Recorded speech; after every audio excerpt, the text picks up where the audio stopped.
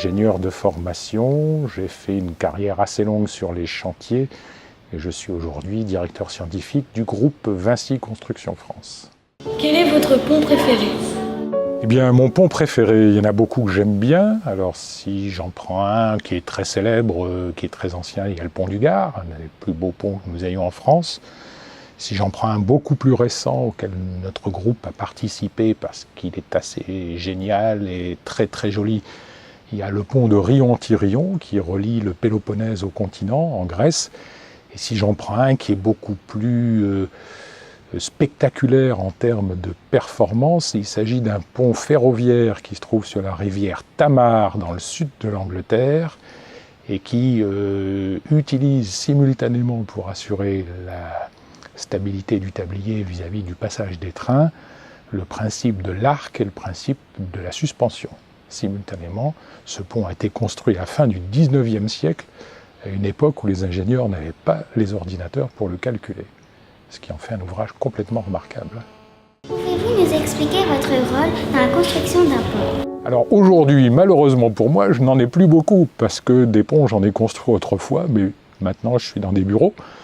Alors qu'est-ce que je faisais ? Je vais plutôt vous raconter donc ce que je faisais autrefois. Eh bien, j'étais responsable de la construction d'un pont sur la rivière Garonne, dans le sud-ouest de la France, et j'étais en charge de coordonner les travaux et les études qui permettent de construire ce pont.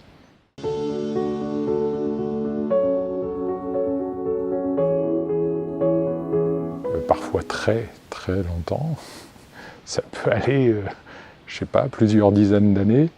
Sinon, à partir du moment où il y a vraiment une décision de faire un pont et sa construction, disons 2 à 3 ans de préparation et 1 à 2 ans de construction, suivant la taille du pont, son importance, sa complexité.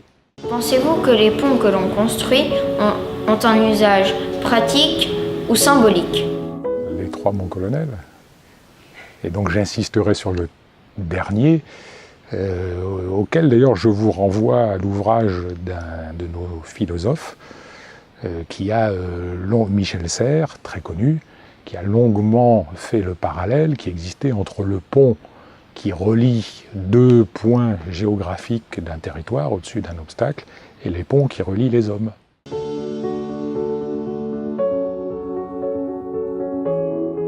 Plus d'un siècle.